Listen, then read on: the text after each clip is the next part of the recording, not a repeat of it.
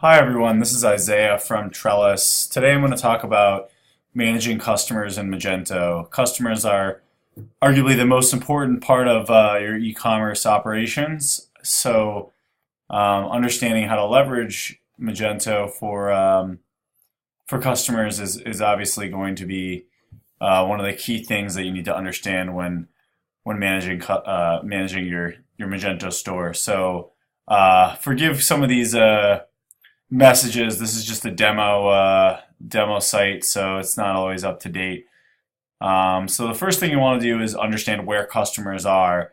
If you're new to Magento, it can be a little bit overwhelming. There's a lot going on. There's a lot of kind of inner workings to the admin panel. Customers is pretty straightforward to get to. Obviously, you can just click on customers. The first thing you want to do is go to actually all customers and get an understanding for how that works.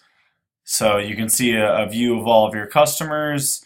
If you have a lot of customers, you'll see maybe 250 at a time, and you can go to the different pages. You can actually expand that using a custom view. The other thing that you can do is obviously just search. You can also perform actions. So if you wanted to bulk delete maybe 7 customers for whatever reason, you could easily do that there. You can assign them to a newsletter, unsubscribe them, or also assign them to a customer group. So that may be useful if you leverage customer groups, which I'll get into in a little bit.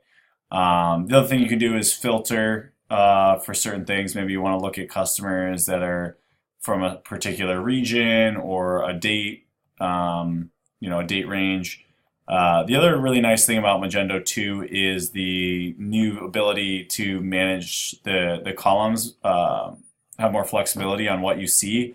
So this applies to not just customers, also sales and your products as well. So you can actually move these columns around. So, if you wanted to know which website they belong to because you have multiple websites, you can move that to the forefront there.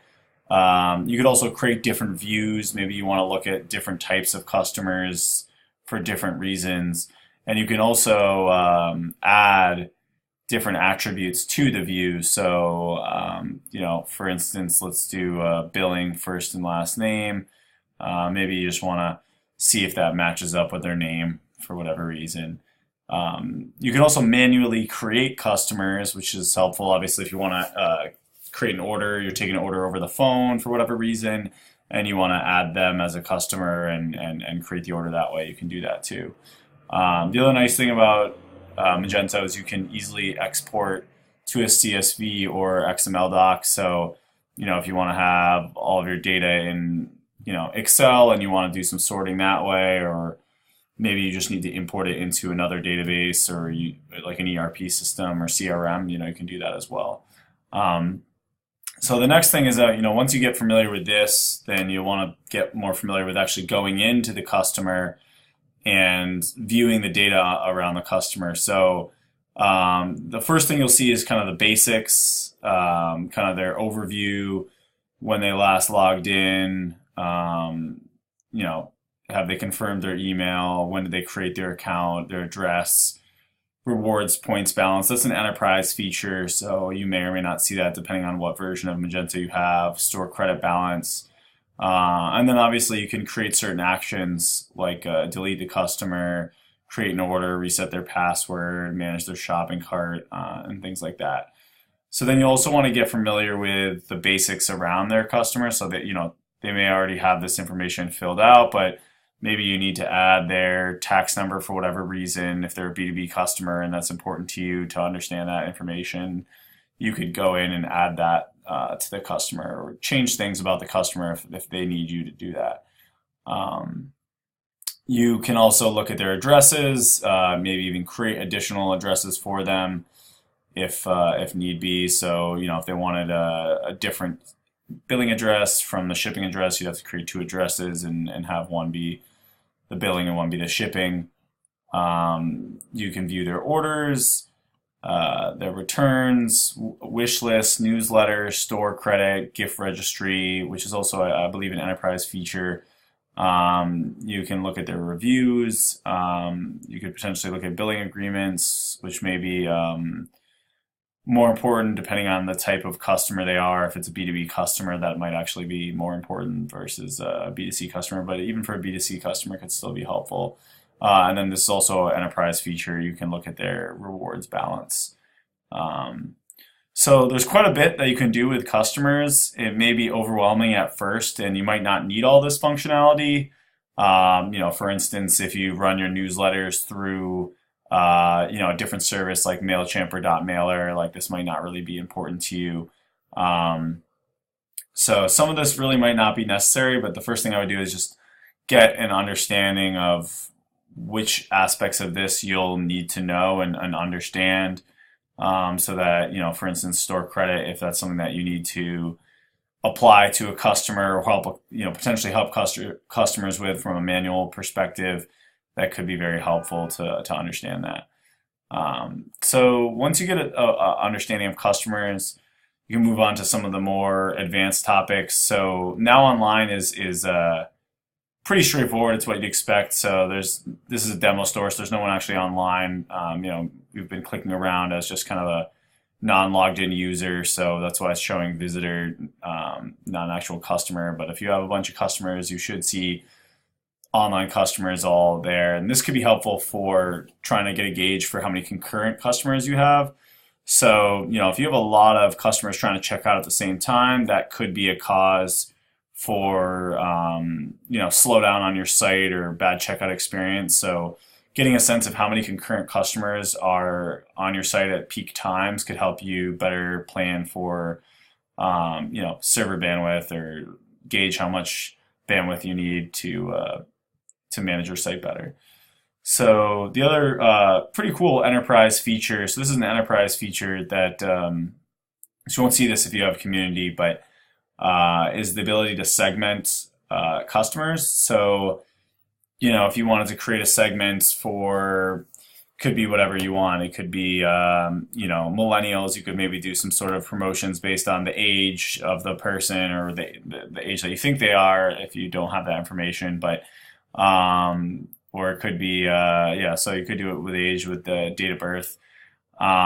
So here you can create conditions. This is, if you're familiar with the promotional capabilities of Magento, it's similar to that, where you can kind of create these like if and kind of almost like programming statements around the customer group. So, this is a good example. We if the customer is in this segment of Trellis employees, then that's kind of the segment, and you could apply potentially certain, marketing materials to that customer. Maybe you personalize the experience to that segment. So this could be particularly useful if you wanted to look at like their sales data. So maybe you want to offer something to premium customers that have bought over, $10,000 worth of merchandise per year, some large amount that deems them kind of like a premium customer, and you want them to have a special experience. This is where you'd be able to do that. So, you could create some sort of condition. Sale amount is, like I said, 10,000, and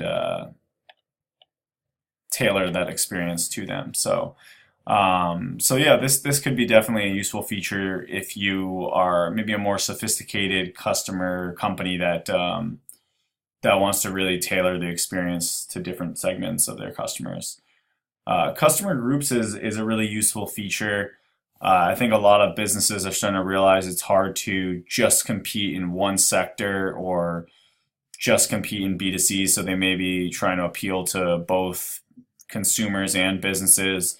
So with customer groups, you could simply create different groups for different levels of customers. It could be as simple as retail versus wholesale, but it could be more robust than that. You may have different wholesale levels, or maybe a premium retail groups. So this is a non-enterprise feature that could be useful for applying special pricing to the different customer groups.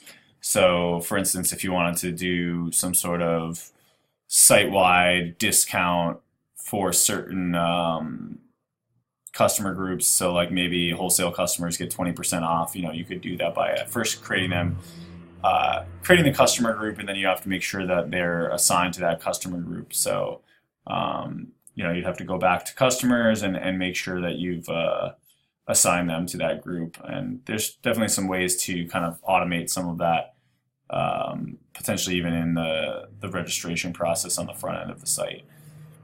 The other two enterprise features that probably a lot of people aren't aware of if you haven't seen enterprise before is the customer attribute and customer address attributes. So similar to product attributes, you can actually go and customize the attributes. So this is the basic customer information, but let's say you wanted to know more about them. Maybe you want to know their company, or even more granular data, like you want to know their social media handle, or you want to offer that ability for them to fill that out, because maybe then you connect with your customers on a more personal level, or for whatever reason. There could be a lot of reasons why you want to collect more information about the customer to personalize the experience that way. So here's where you can go and create additional attributes. And similar to attributes like products, you have the ability to customize the attributes. So, if it's something like something about them, a description, it might be a text field or text area, but, if it's a more simplistic attribute like color or something about them that's a fixed amount, then you would probably do like a drop down or a multi-select and fill in the values for that. So, that's where you would go and create the values. So this could be useful for more advanced companies that want to know more about their customers, especially in the B2B space. And basically the same functionality applies to the address. So if you need to know more information about the address, maybe you want to know like what type of address it is. Is it the headquarters, or is it a franchise, or something specific about the address for whatever reason that you want to understand that data about your customers. You could create that, create attributes there too. So quite a bit that you can do with customers in Magento 2 Enterprise. So it could be a little bit overwhelming at first, but hopefully, getting more familiar with the functionality from this tutorial and playing around yourself will help you get to where you want to be. So please feel free to reach out in comments on the post, or just reach out to Trellis in general if you have more questions about Magento and customer functionality, and we'd be happy to answer your questions and help if we can. Thanks for listening.